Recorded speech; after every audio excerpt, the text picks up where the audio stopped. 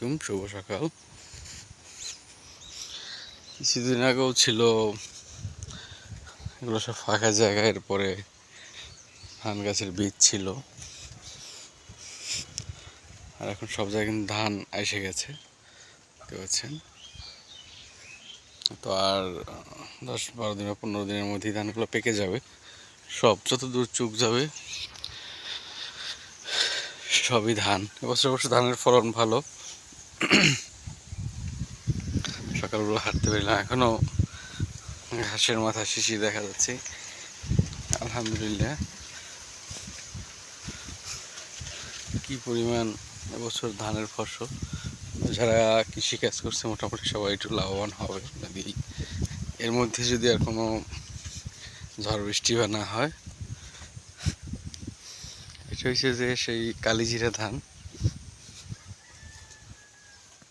সম্ভবত আমরা যে পোলাও বা বিরিয়ানি খাচ্ছি তার জন্য যে ধানটা চাষ করা হয় সেটা হচ্ছে কালিজিরা, খুব ছোট ছোট।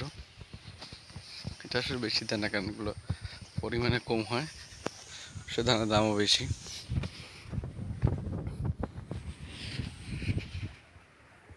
দেখেন যতদূর চোখ যাবে সবই ধান আর ধান, পরিমাণ ধান হয়েছে।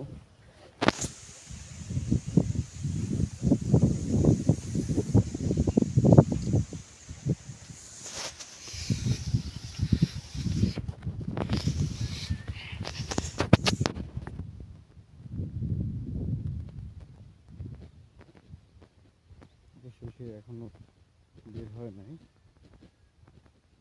গলা গলা ম্যাক্সিমাম ধানই বের হয়ে গেছে। ধানটা সর্বোচ্চ 15 দিন, কারণ ধান অলরেডি মাথা জুড়ে গেছে। কিছু কিছু ধান পাকার পর প্রথম হয়ে গেছে, পাকড় ধরছে কিছু ধান। 15 দিন সর্বোচ্চ এর ভিতরেই ধান কাটতে হবে।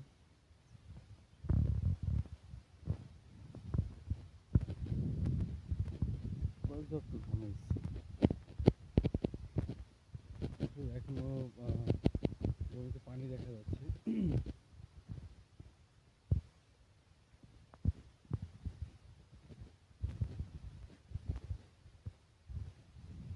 এগুলোই একটা সময় ছিল যে গত বছর কথাই বলি, প্রচুর পরিমাণে পানির অভাবে অনেক ধান নষ্ট হয়ে গেছে।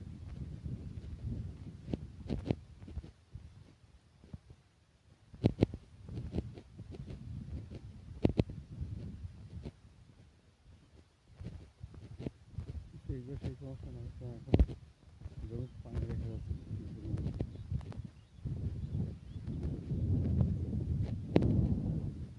কি সুন্দর ফ্রেশ বাতাস,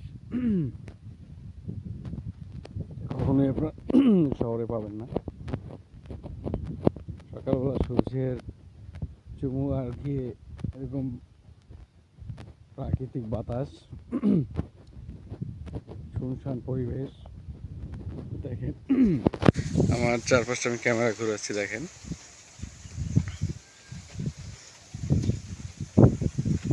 কোনো লোকজন আছে, একেবারে নীরব।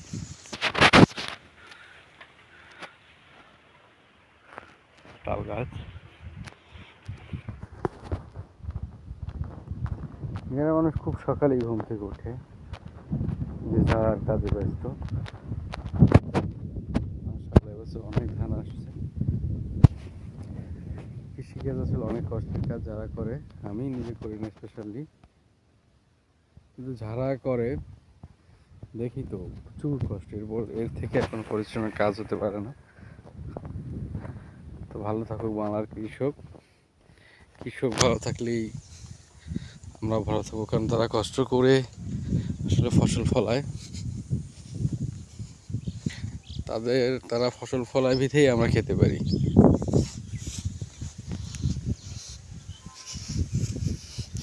ঘাস শূন্যতার মধ্যে আছে, কিছুদিন পরে আসলে তাদের এই সমস্যাটা থাকবে না, খেতে পারবে পর্যাপ্ত পরিমাণে।